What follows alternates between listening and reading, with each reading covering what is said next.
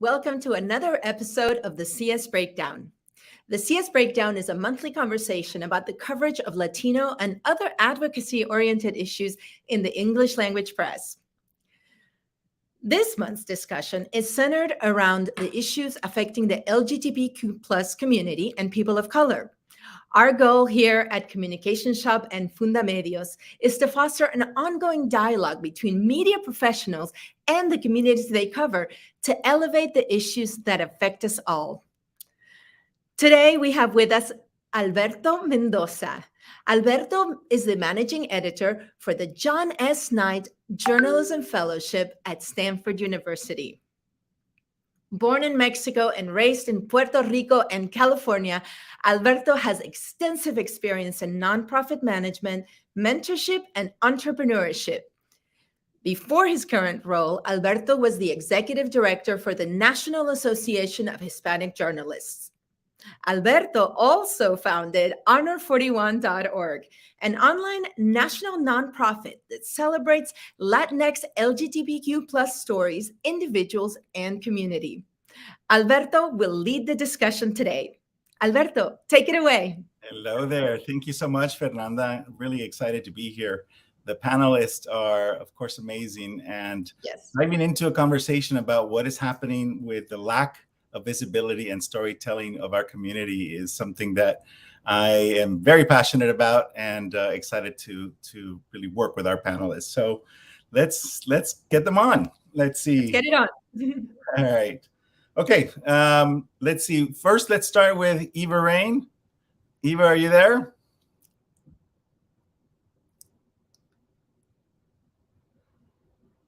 All right.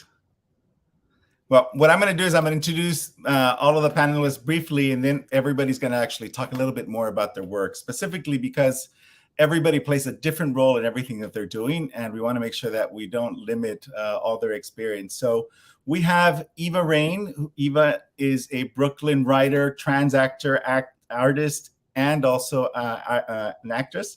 So excited to hear about Eva's experience, really kind of at a time where they're merging storytelling, journalism, and media in many, many ways that really we haven't seen. So we also have Mayra Hidalgo Salazar. Mayra is the Deputy Executive Director at the National Gay and Lesbian Task Force. And we have Xochitl Sandoval Underwood, who is a 6-time Emmy Award-winning journalist with over 20 years experience and actually with us from the newsroom right now. So if we get interruptions, we know that expected. So thank you all for joining us and making time on this very, very busy day.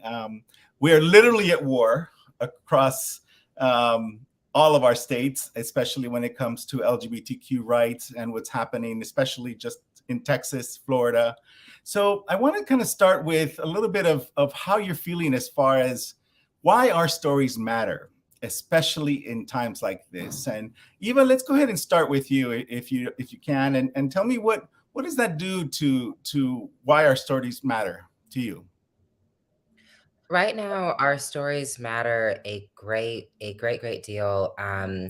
Across this country, there are around 280 anti-trans bills that are targeting trans youth, and that also is a detriment to trans folks in our adulthood. And, you know, the United States is setting a precedent for the rest of the world. There's this stat about how a lot of trans women of color won't reach the age of 35 before they are murdered. That stat actually comes from a early study out of Brazil. A great deal of the violence against trans, a great deal of the violence against trans women of color actually happens in Latinx countries, and it has a major impact on trans women of African descent as well as those of indigenous descent. So really, the one way that we can combat the violence, anti-trans bills, is through media, is through the telling of our own stories, through our own mouths, and those who call themselves allies. Yeah, thank you for that. I was actually good friends with Monica Roberts, who was a Black trans journalist, one of the few, and one of the ones that was always calling everybody out when they needed to be, which I loved about her spirit. And I think there's a big void there, frankly, that is missing, because I feel like more if trans journalists are part of the storytelling, then again they have ownership of what is being said and what is out there, because normally they're just covered when they've been victims of crime or something sensationalized or for propaganda, especially around election time. So Maida, I know Creating Change is coming up, and it's a big conference that you guys put on every year. I've been to it several times. The energy is incredible. You see so many young people of color that are ready to take on the world. Tell us how politics and the current issues that are really bubbling up in all these states right now that we know was coming. We knew this was going to come. Now that it's here, why is storytelling so important? Well, something we are very clear about at the task force is you have to see it to be it, right? These anti-trans bills, these anti-LGBTQ bills that are popping up all over at the local state level are happening by design. It's not a coincidence. This is happening in the context of LGBTQ youth coming out at younger and younger ages. And we're really clear that these are direct attacks on these youth, right? Who are really stepping into embracing themselves and who they are. Something I love about Creating Change, in addition to like the amazing community building we do, is we really focus on training up our next generation of LGBTQ leaders, making sure we have workshops that really give us the tools not to just organize, but also heal from the anti-LGBTQ sentiment that we're having to move through. Thank you so much. And we're going to keep talking about that. But I also want to hear from Xochitl, because I think, Xochitl, you've been in the newsroom for such a long time, and I'm curious to hear really how the pendulum potentially has swung in media, especially news telling, about whether these stories are covered, how these stories are covered, and just what are challenges you might have internally to make sure that these stories make it to the public. I think there's two ways that I see it. We have the stories that we see all the time, and the story. How do we present that story differently so that it doesn't seem like it's the same story that we're seeing continuously? I think it starts in an editorial room. In the morning, we're talking about pitching stories. And it's tapping into the community, the LGBTQ community, and finding those resources there that, this community is part of an entire community as a whole. They have some of the same issues and problems that every human being in this part of the community has. So we have to use them as resources and tap into these communities so they reflect the issues that everyone else is going through and experiencing, and that we use them as sources instead of going to the typical people that we go to.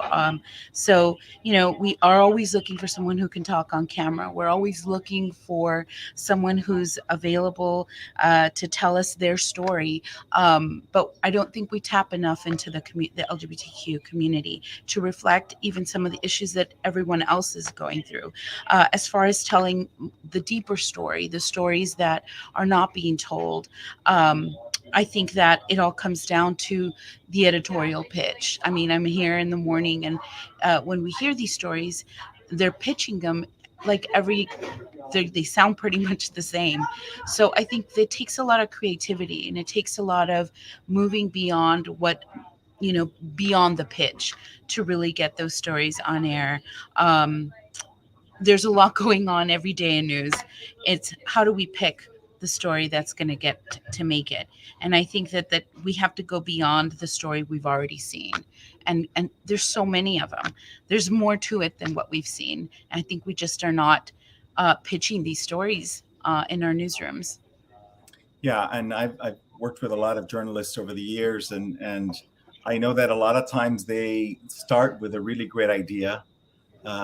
And by the time that it's pitched, the idea is stripped of its integrity, frankly, and it becomes a story that's sensationalized and frankly often does not put us in the best of lights. I'm curious from all three of you, now that we have everybody, what do you think who's doing it right, and who is getting our stories out there right? And it doesn't have to be LGBTQ, but just, as a Latino, as an African American, as a trans person, who's doing it right, and how do we use them as a reference so that we can point to an example of, hey, they're doing it, so why not us? Thoughts? I can tap in. I mean, I watch news all day. I think there's a lot of news stories that are done right. I think what we're talking about is we need to see more of them. I've seen a reporter talk about an education issue and highlight that issue that everyone is feeling, and has a gay couple there with their child going through that process. I think we need to look at these stories from a human perspective, not just an activist perspective. It's there. We're all humans. We're all living in the same world, and I think that these stories are being told, and I've seen them almost in every network, are being told right. We just are not seeing enough of them. One of the things that I've noticed, though, Mayo, did you want to add something? I did. Something that just occurred to me, the name of the Instagram page was leaving my mind, but I think there's a lot of these stories on like Instagram and TikTok that are being self-directed by directly impacted people, right? By LGBTQ people themselves. We are moving into curating our own content, and we have been. Los Varones on Instagram, I fangirl their page all the time because their stories are not just about struggle, but they're about the history of resistance, the real victories, and like cultural history of our movement and of our community, that I think is an important part of adding nuance to our stories. Not all the stories need to be sensationalized tragedies, right? There's also stories of celebration, victory. Queer people, we're building our own healthcare systems. We are raising families. We're building our own communities, and those stories are not visible enough in the face of so much tragic stories that are uplifted more. Maida, to your point, when we talk about where we're finding these stories and how we tap into them, social media is an absolute great platform to look for these stories. There are some incredible things being seen here. Everything from a TikTok that made you laugh, or a TikTok that made you feel something, to the continuous content that's being uploaded by the Instagram page that you mentioned of Los Varones. I've seen so many. So I highly think that our direction is not just tapping into our communities, but how we tap into those communities. We tap into those communities nowadays via social media, and it is an incredibly great tool to connect and to find people who are willing to talk to us on air, on camera, about some of the issues that we're seeing. Yeah, and it's Gran Varones, which is Gran a great, That's great, right, great. Gran Varones. Louis Fonseca is outstanding and has been at it for a long time. So shout out to his work. Now, I also have some very good, close personal friends who are in the trans community. And one of the things that they're always adamant about is that when we talk about the trans community, that we focus on their resilience, not their victimization.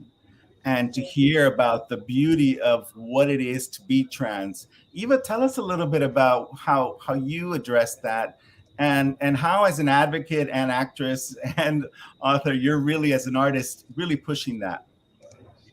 Yeah, one of the things that I always think about is, okay, like I'm thinking of a pitch, I'm thinking of some kind of story to tell. Let me just think about what me and my friends talk about, like I just literally take what we talk about, obviously with their consent, and I'm like, okay, let's try to, really make the change that we want to see. So I really just try to humanize us as best as I possibly can, by just telling our everyday stories, by talking about how we make music, we make art, we're writers, we're we are in sports. I mean, really, trans folks really are in every aspect of the culture of every industry. And that's not something you're seeing a lot of. Oftentimes, when you see trans folks being talked about in the media, it's always something having to do with bathrooms, something having to do with murder, something having to do with workplace issues, and it's never really a topic on how we're thriving. So that is always one of my main focal points. Even in my work with Vice, where I spoke about the death of Kelly Stowe, I still was so happy to work with a team that was shedding light on all of the really all of the beautiful things that these multitude of Black and brown trans folks are doing in Detroit and really just around the world.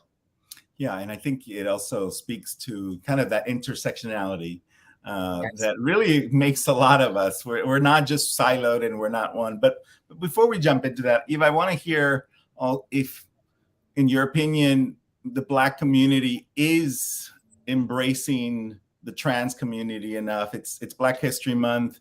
I know that for Latinos, I know that my Latina trans sisters are not always completely embraced and welcome, and that's a fight we always have to keep at.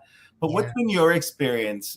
Because I want to see these voices celebrated during this month as well and not omitted. And I'm curious to what you could share with us about that.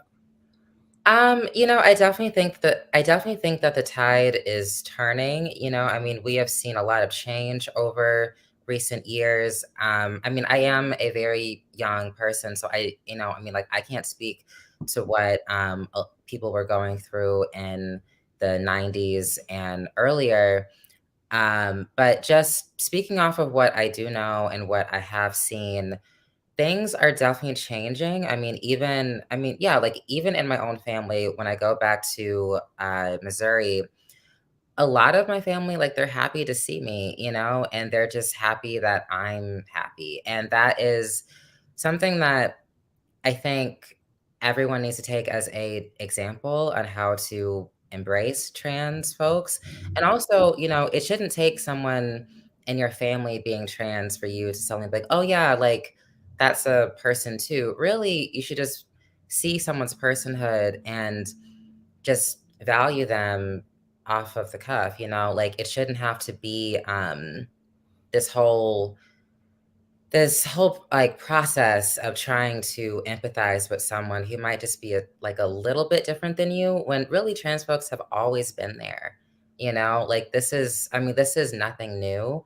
Um so yeah, I think things are getting better, but there's definitely a long way to go. I'm not seeing enough trans folks in I guess a lot of traditional Black spaces. Oftentimes we have to fight to have our voice there if we feel that it's worth the fight at all. And, that's also something that does make me very sad. Thinking about walking into like the Black church, or thinking about my friends who are thinking about going home, or, the moments that I have any apprehension about going home. Like, that shouldn't be a thing, but it's slowly getting better. And let me be clear, thank you for that, but let me be clear that gays have also been bad on against, especially I would say as a gay man, Latino man, I can't always say that the mainstream LGBT community included me, and that we have not always been kind to our trans sisters as well. So I think we all have a responsibility in that.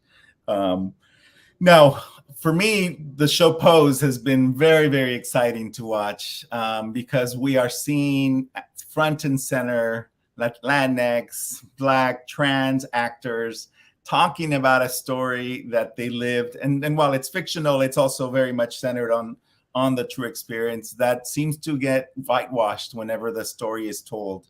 Mayra, tell us a little bit about how that's changed in some of your work. And then I want to hear from Xochitl about how does that play out, and how you seek out voices that you can tap into during interviews or during times when you really need that representation? Mayra?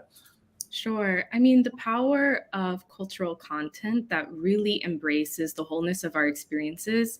I mean, there can always be critiques, and Pose is such an incredible example of that. My mummy, who I call Mayra, the original OG, because I'm named after her, we would sit down and watch this show together, right? And for someone who was, my mommy was raised in a very conservative part of Costa Rica. For her to be sitting down and watching this TV show with me and falling in love with these characters, right? That power of driving that kind of cultural content is so political, because it's the power to be able to change people's hearts and minds, and really deepen our understanding of each other. So I'm so glad you brought up Pose as an example, because I immediately thought of her and how that show really broadened her understanding, not just of LGBT people of color, but of trans people of color. Yeah, I love that show myself. Xochitl, what do you have to add to that? I mean, there is no other way to mirror what happens in our society and be able to influence change by telling, by the arts. I really believe that they go hand in hand. The arts allow us to see things from a different perspective and allow us to tell this story and have it be seen in different ways. From where, I work in the media, most definitely, and we want to highlight that. We want to find these stories. As I had mentioned earlier, it's one of I think the biggest challenges that there is tapping into the community in the right way, not just when we need to highlight it, or when, as you mentioned, it's a political season or so on. There's so much that goes on an everyday basis. Shows like Pose and so on, they highlight just how that the communities are being confronted with some of the issues that they face. You're able to see these stories straight on and empathize and understand. But more than anything, make it a norm. It shouldn't be this taboo in this day and age to see some of this stuff. But people still definitely have opinions and definitely are not. I would say that we're as open-minded as probably you're going to get, but you're going to get people, and we see that in media, that the comments they leave, the calls we get. It's kind of combating that, and I believe that art is a strong force of doing that. It really normalizes and makes us all see each other for who we are, which is human beings, and we all struggle, and we all see things, and we all face some of the same challenges, regardless of how we think or what we look like. And I think art is just shows like this really highlight some of the, in the best way possible and the most creative way possible, with great stories, highlight some of these challenges that our communities are facing. Yeah, and while no show is perfect, we would rather have something that's out there, and more than one, ideally, that really allows the characters to be richer, developed, to continue to be authentic to our experience, not just the way that we're pigeonholed and how they want us to talk about the story. Well, Ava mentioned, she said, I'm really young. I cannot speak for those that, came before me and how things have been or what we've seen. And but we know that challenge has been ongoing. I mean, what we're seeing today on TV and movies and art and so on was not as visible many years ago. So I think that every little moment and win matters. Yeah, it does. And I know that we have a question for Xochitl. Fernanda, do you want to ask that, or do you? I think it came up. I think I see it on the You see it? chat. Okay. Let me see. I see part of it. I don't see all of it. Okay, I'll come back to that. While we do that, Eva, I want to hear, especially as an actress, how is Hollywood opening up, and do you see that there are greater ways of exploring what characterization of trans people is happening, or is it still the same kind of script that you get? I definitely was having a period where I was seeing like the same sort of scripts. They were always, it was always like there was like this trans girl just like walking down the street and suddenly she gets attacked like out of nowhere. And I was like, where did that come from? I was like, hold up. But then it was literally this time last year, I got a casting call for this film that is about a young Black trans teen finishing out her last year of high school. And she meets this boy and she just falls in love.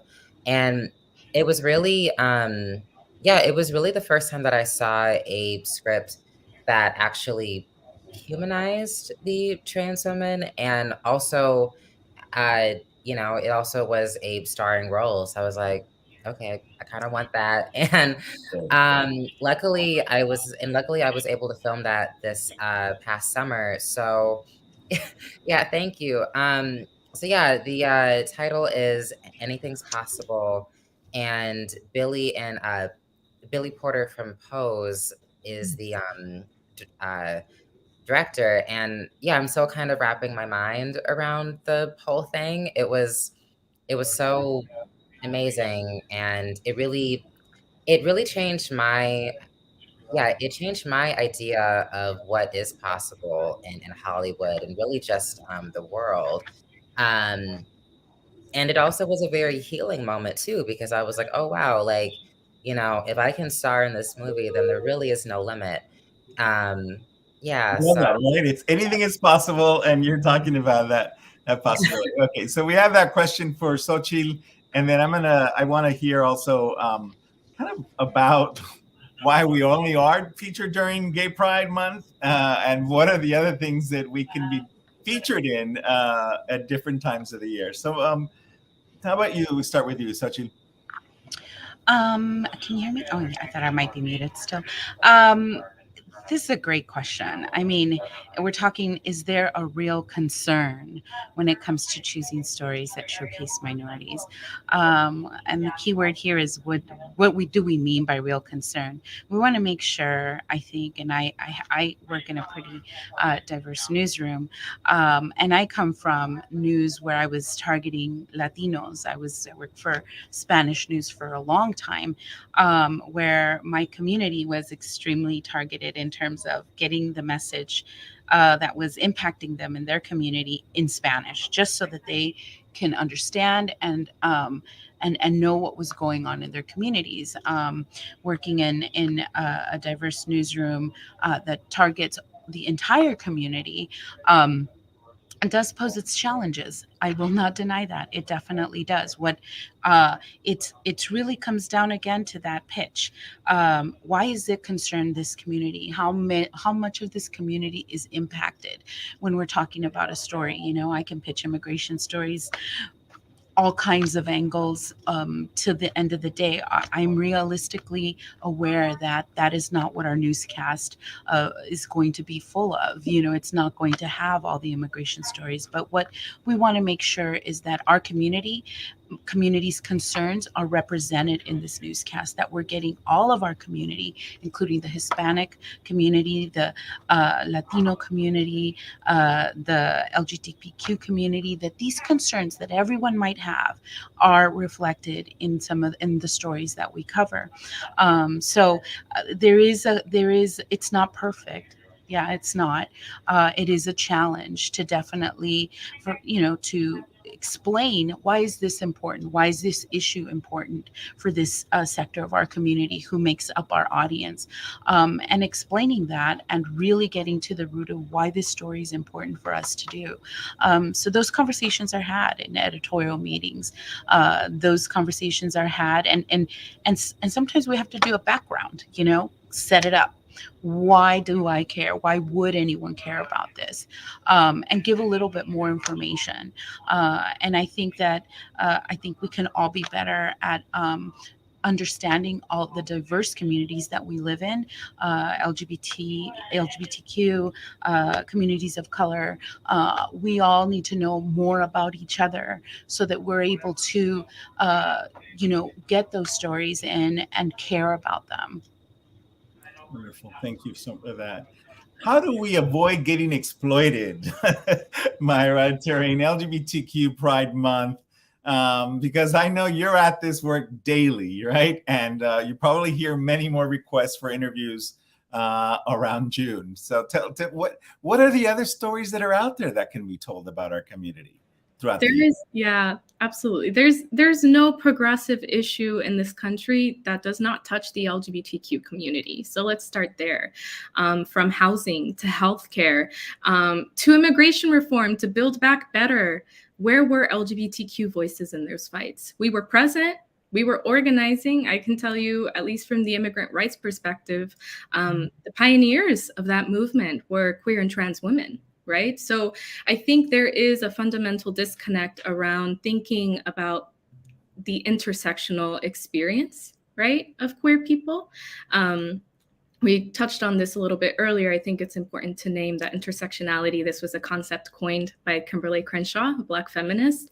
And to break this down, this is about taking into account that someone's gender, class, race, and other oppressed identities impact how they move through the world. I don't wake up a woman one day and decide to be an immigrant the next, and decide the next day I'm going to be a queer person. I'm all of those things all the time, right? So how can we, as folks who are in leadership and also folks who are driving media content, be thinking holistically about people's experiences and how LGBTQ people are being touched by all of these progressive issues?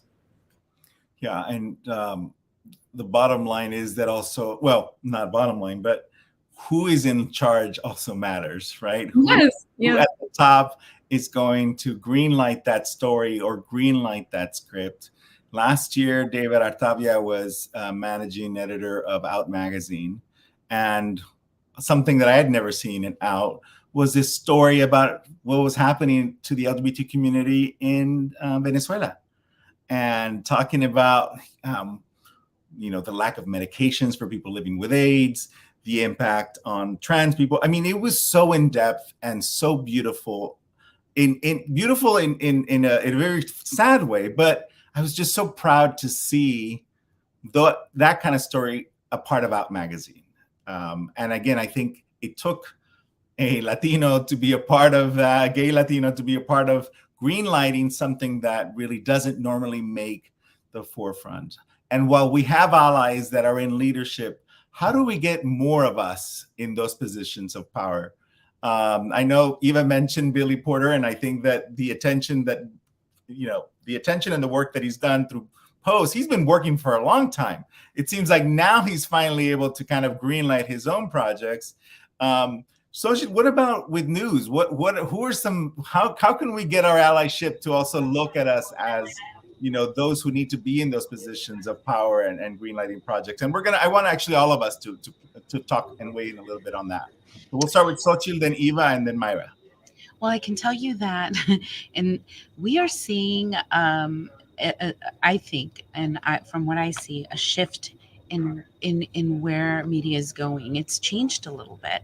I think I'll start with, we want more interest in management. I mean, there is a need for that. There is a need, I can tell you, in this newsroom and newsrooms across the country for producers who become executive producers, who make an impact in the influence what content we put on our shows, who end up becoming take up upper management positions, such as assistant news directors or news directors and so on and so forth. We need more of that.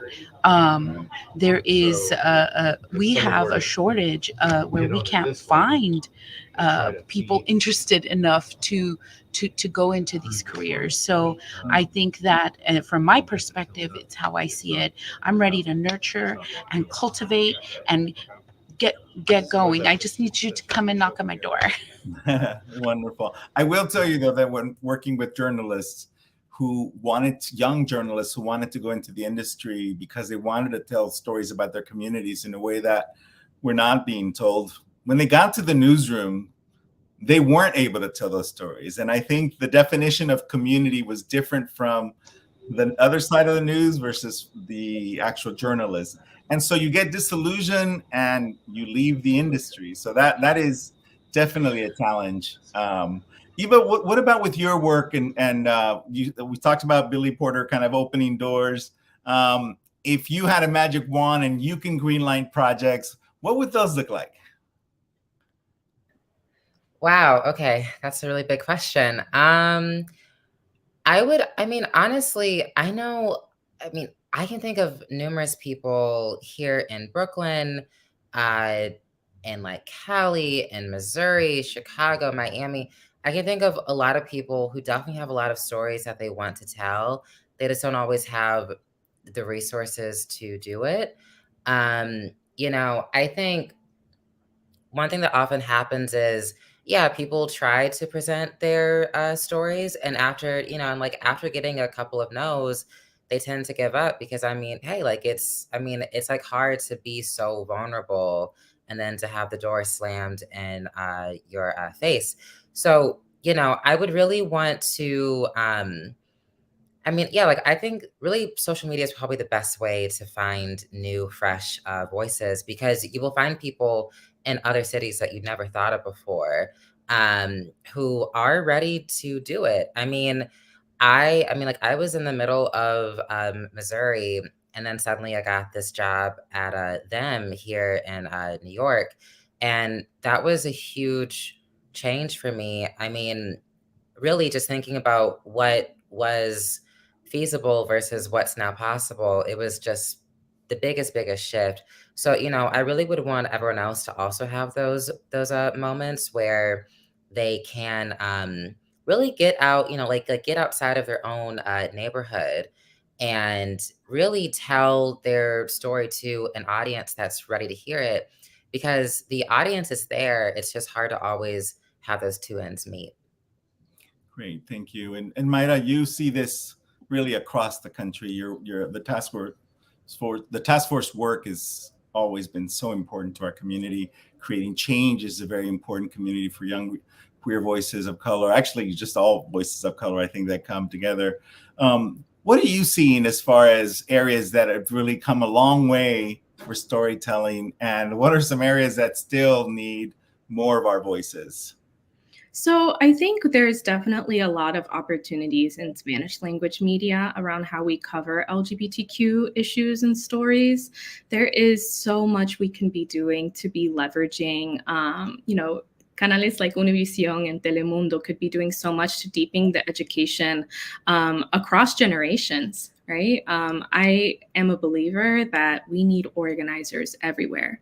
We need organizers in the newsroom. We need organizers that are producing our cultural content. We need organizers that are like on the front lines and canvassing and knocking doors. And a part of doing that organizing is taking into account that putting people through a political process and journey is paramount, right? To realizing the change we want. I could sit here and talk about LGBTQ issues all day, but if I can't communicate those ideas with my tias and tios, right, then there's a lot of work I need to be doing as an organizer. So that's just something I would offer up. A lot of folks think about organizing as something where you have to like show up in the streets and, hold the signs and disrupt. And that's a part of it. And there's another part of it that is also about like throwing the rope behind you. All of us here are here as a result of people that have invested in us, invested time, invested professional development, invested like pep talks. And I think we're each here committed to doing the same for generations that come after us. Great. I think that next generation is so important. I always say, my goal is to be a gate opener.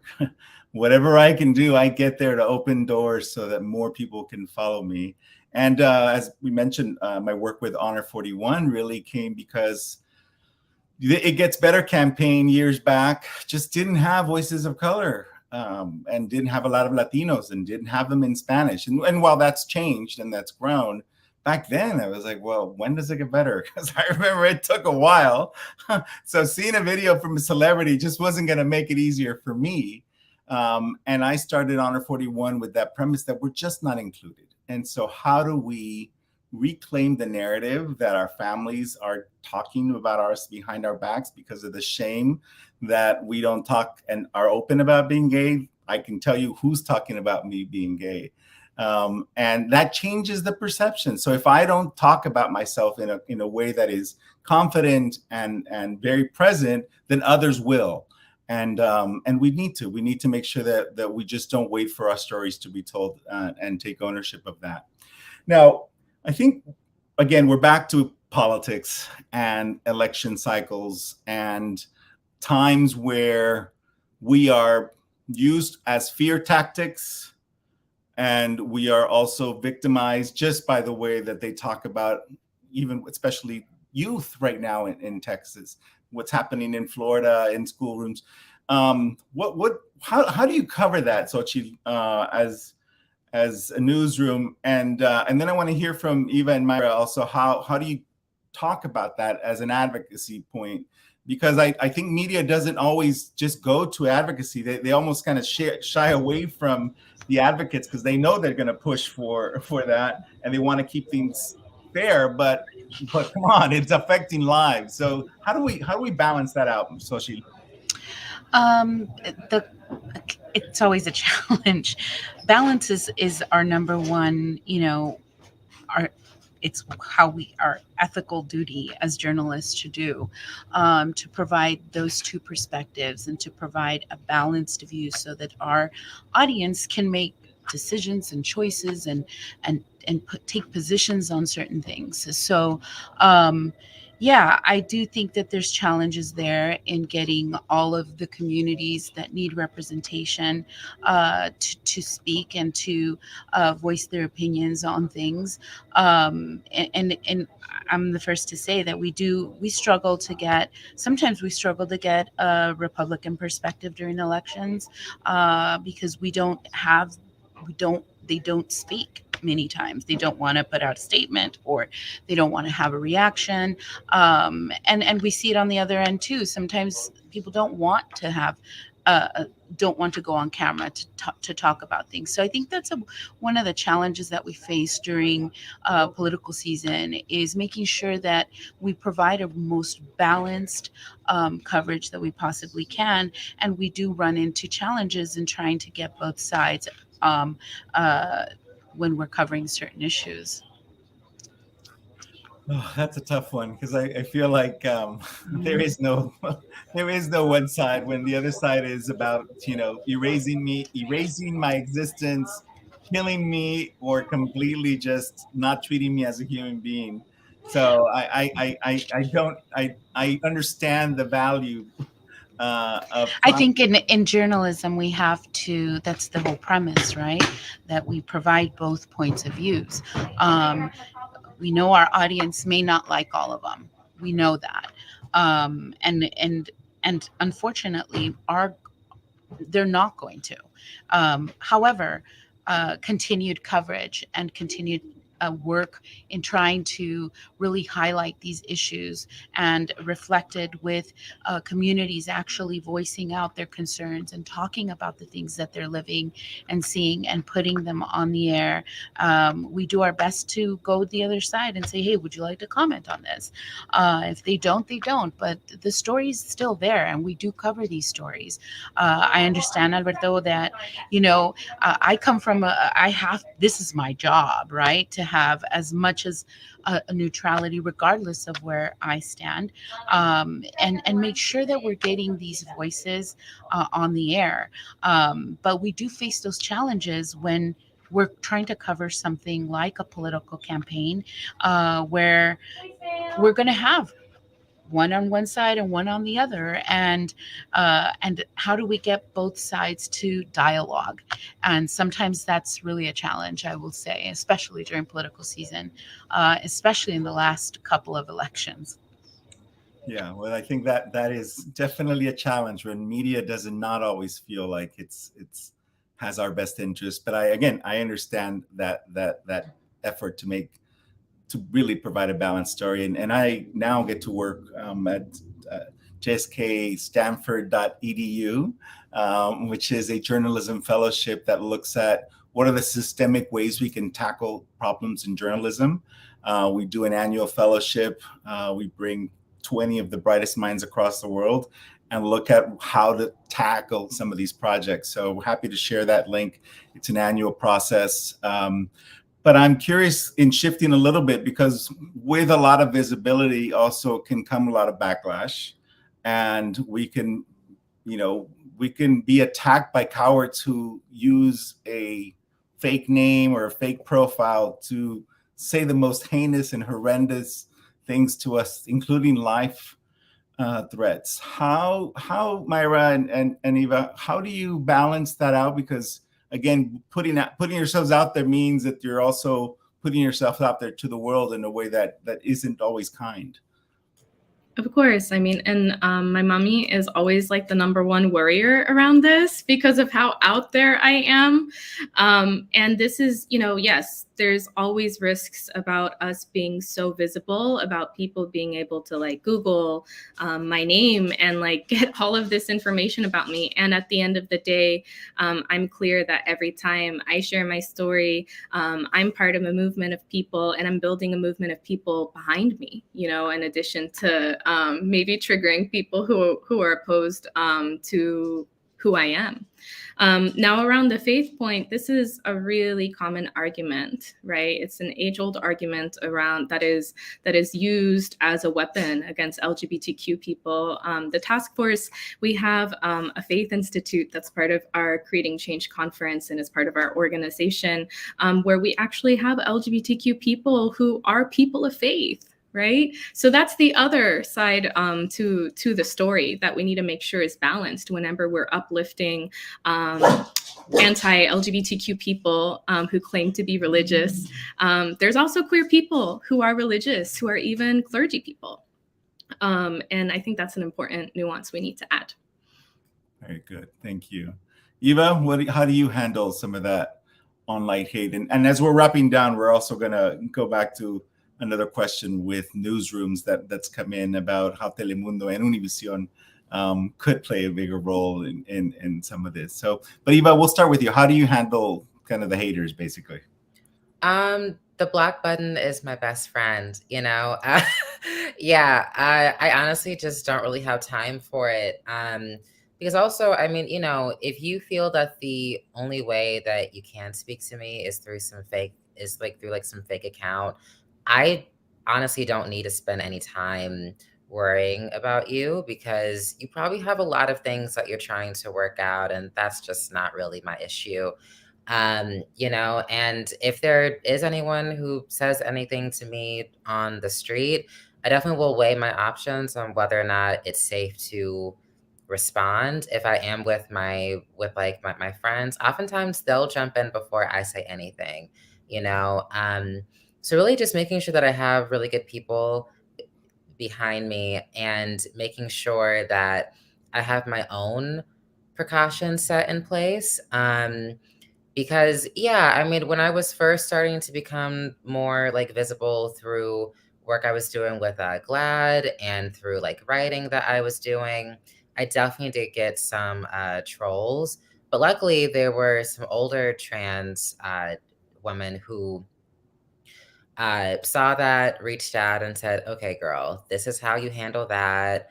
And let's just, let's just have a good talk about this so that you know how to keep moving forward.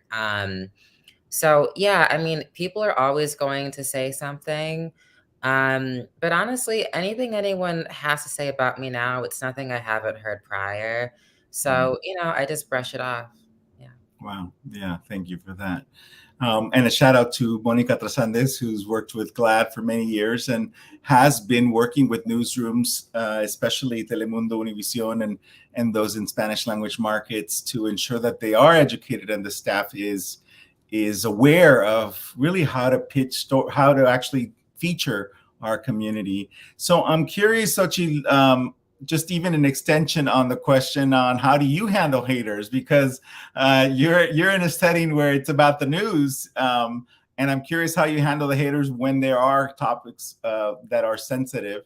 And also, I'm curious if you have some thoughts on everybody. I want to hear your thoughts on what some of these newsrooms can potentially still do even more. Xochitl, we'll start with you. Well, there's haters. We live in a society that kind of hides behind their screen, and that's easy to do. It's easier to throw punches without showing your face, and we definitely see that. We have over close to almost 550,000 Facebook followers just on our station alone here. There is no more commenting that is made in a negative way than a political uh, post that we say, okay, the story's out there, we're putting it out there, and the anger and the hate that comes out there for us posting something that people do not agree with is definitely there, and we see it. We have a responsibility to ensure that the people engaging with our station do not overstep boundaries where they are violent, where they are at a absolutely disrespectful or Can you block them just like Eva said, or erase? we do. I mean, we also have the responsibility of freedom of speech, right? We do have a platform that is supposed to engage and allow people to speak their mind. But we need to be able to nurture and cultivate a platform where we can have conversations without this hate tone. So we do look at that, and we do, block and delete people who are absolutely out of line. I mean, threatening someone's life, just abusive language is just not tolerated. There is zero tolerance for that. Yes, you have a right to your opinion, and we grant you a platform to engage, but you must do so respectfully, and you must do so without the intent of hurting someone. And words are hurtful. Words can be very hurtful. So there's just a weapon that people use today to really not just get under our skins, but really it's very hateful, and it incites more hate, and it just nurtures it. So we are conscious of that, and we are definitely looking at that. As far as what we can do more in our newsrooms, I've been in a Spanish newsroom. I worked in Spanish media for over almost 20 years. So I understand the challenges that you speak of and that have been commented is how we can do more. I think Maida said it very well. It's important for us to educate.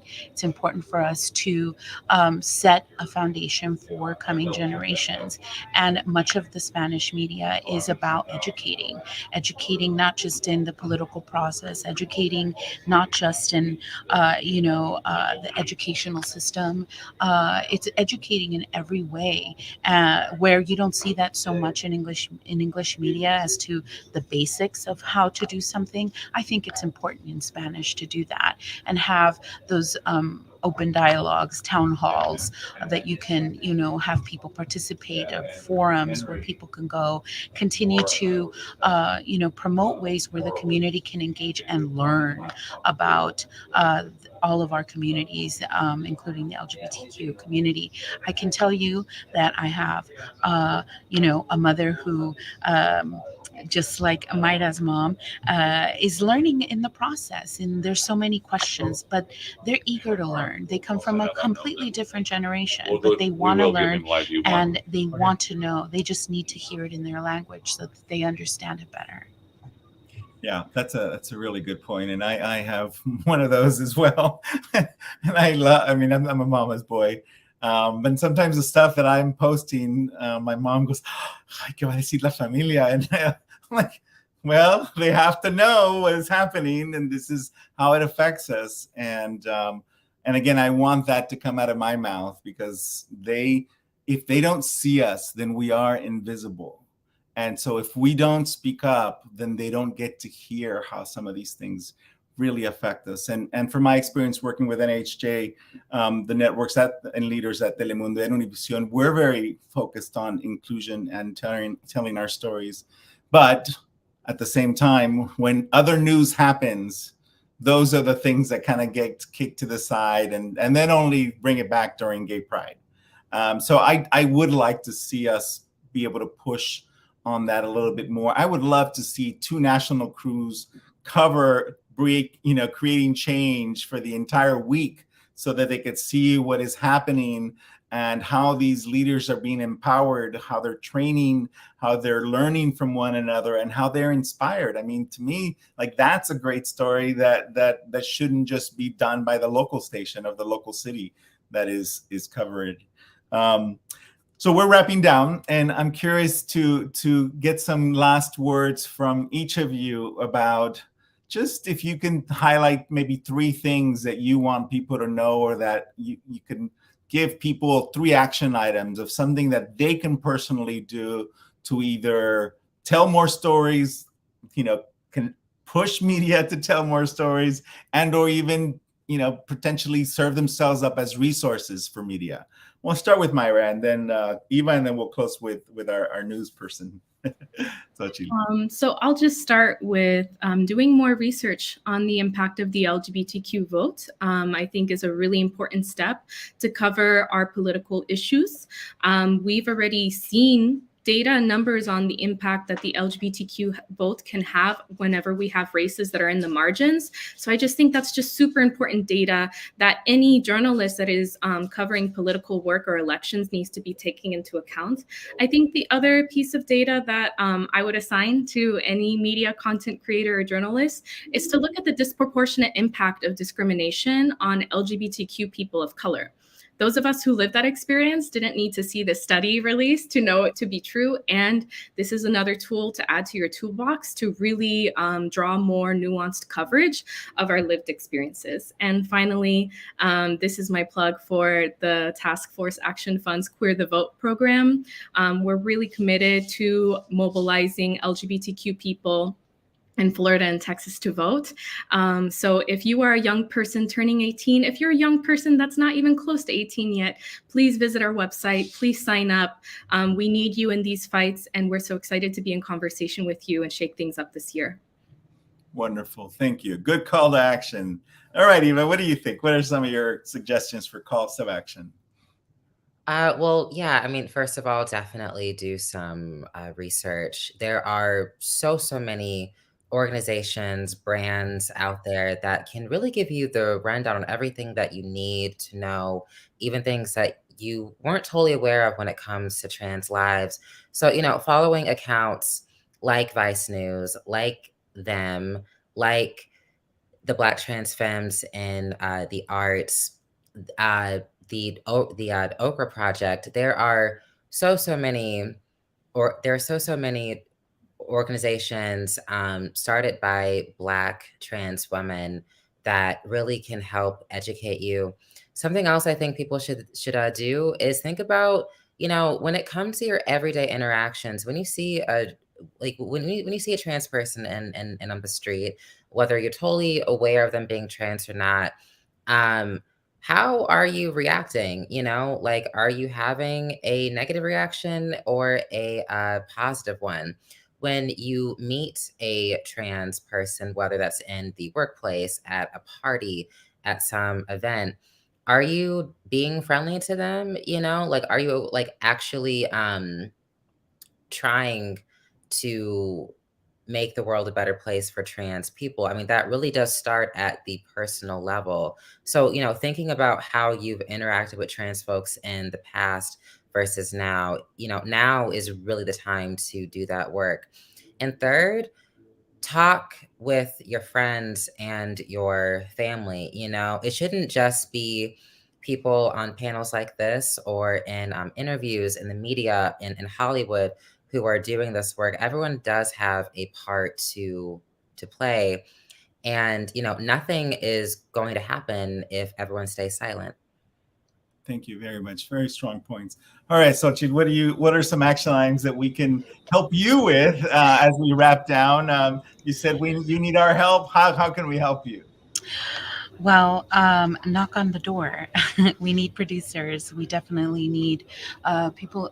We need to cultivate people who are passionate about journalism, and we need that for sure. I would say we need to connect. Social media is a great platform these days. We need to connect to the LGBT community better. There's so much out there and ways that we can have the LGBT community be part of the people we see on TV talking about the issues that impact them. If you're a journalist already in a newsroom, be creative with pitching your stories. Don't get defeated. Try and try again. Um, you know, it's been a challenge to get Latino stories done in the past. It still continues to be, actually.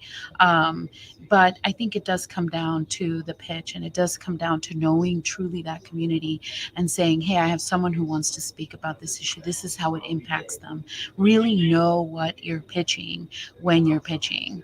I think it really starts there. And if you're interested in becoming a journalist who is going to report about everything that's going on in your community or in the world, and we want to see it through your eyes, come knock on our doors. We're hiring. Yeah. Wonderful. Thank you all. I could have spent really an hour probably with each of you. So all of you have a lot to say, and I hope that our audiences have really learned from what you have to say. There's more to be said, but I think this is what I'm hoping is the continuation of a dialogue. Personally, also follow honor41.org. And if you're interested and in a fellowship with JSK, it's jsk.stanford.edu. Thank you again for your time. I look forward to seeing all of you. And Fernanda, thank you again for having us. Back to you. Thank you. What a fascinating conversation. I'd like to thank all of you for taking the time, for participating, to our audience for being here, for being open to this wonderful conversation. Thank you, Alberto, also, and also to Fundamedios. They are our co-sponsor, and to the staff that participated and did all the work around this wonderful panel. Thank you very much. Follow us on our social media platforms, and we'll see you next time. Bye-bye. Everybody, thank you so much. Adios.